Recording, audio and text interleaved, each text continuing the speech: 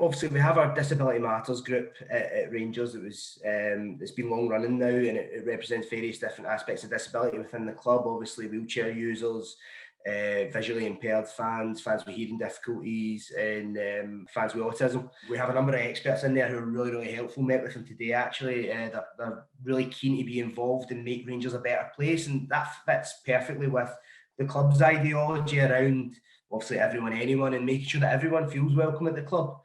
It's always, as someone who comes from like a more stereotypical supporter background, where I've not had a lot of difficulties myself going to games ever since I was a young age, it's often very eye-opening, the different experiences and sort of systematic barriers that are in place for fans who you otherwise wouldn't think about.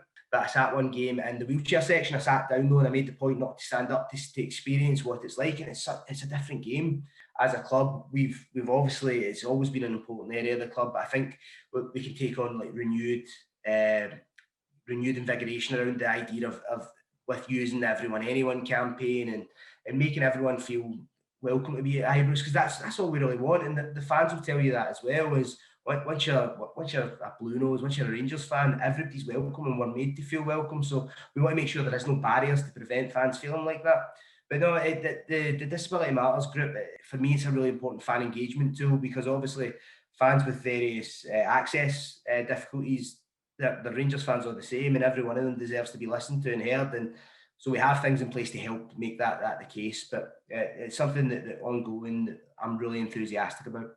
And over this time as well, obviously fans haven't been able to come to the stadium. What has been going on to help everyone feel connected with the club? Yeah, their fans the same as the rest of it. So obviously each fans have their own sort of unique circumstances and setup, and a lot of them have the same sort of virtual season ticket access that the rest of the fan base would have, because that fits their needs.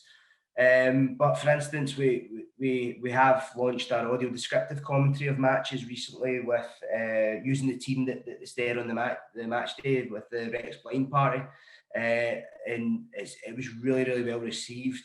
Audio descriptive commentary is a very different kind of commentary than what you get on Rangers TV, or even just on like the audio commentary that the club sometimes offers. So it's a very specialised sort of product, really, that allows visually impaired fans to be more aware of what's going on at the match and feel part of the game in a much better way. And the feedback we had for that was really, really encouraging. So I'm delighted we've been able to do that. We're going to keep aware of different aspects and ways that we can continue to improve on that. But I'm really enthusiastic around being able to do that. So that was a good area that I think is probably the best way we've been able to make a difference during this sort of difficult time now. Yeah, and how important is it that things are constantly developing and sort of new ideas are being brought forward as well?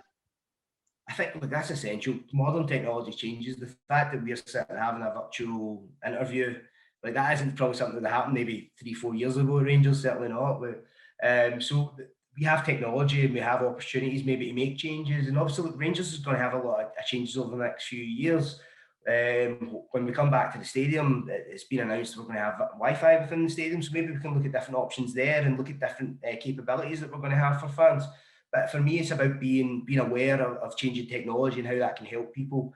Obviously, we had the Orcam product that's being used for tours at Ibrox. And for context of those who aren't aware, the Orcam is a product for visually impaired fans where when you're in front of an item, it reads a description of what it is, and again makes fans feel part and welcome and involved. And that's what we're trying to do, is use technology where possible to make that difference. And it's something we're definitely going to try and be aware of and proactive on. If I see any opportunities, I'm definitely going to flag it up, and we're going to try and work to that end. And I think if we continue to work with the Disability Matters group, they're all experts in their fields. Like, they'll definitely help us make us be aware on that, and going beyond that, being open and transparent to fans and allowing them to bring forward opportunities. We'll listen. Yeah, and looking ahead to a time when fans can get back into the stadium, what support is in place for disabled fans and sort of in the return to Ibrox?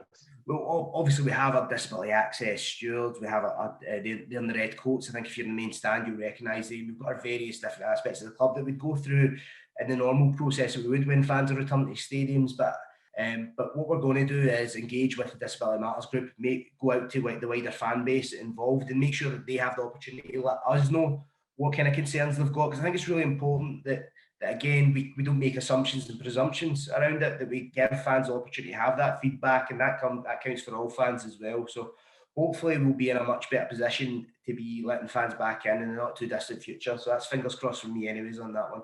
Okay. And if people are looking to get in touch and sort of maybe have ideas or feedback, how would they go about doing that? The clearest and most obvious ways is the Disability Matters email address. So it's disabilitymatters@rangers.co.uk. That's staffed every day, so you should get a response relatively quickly. You can also come to myself to get involved. I'm obviously SLO at rangers.co.uk, and you can get me on Twitter at RangersFCSLO. So again, we're trying to be as open and available as possible. If you've got any ideas, bring it forward. That's what we want.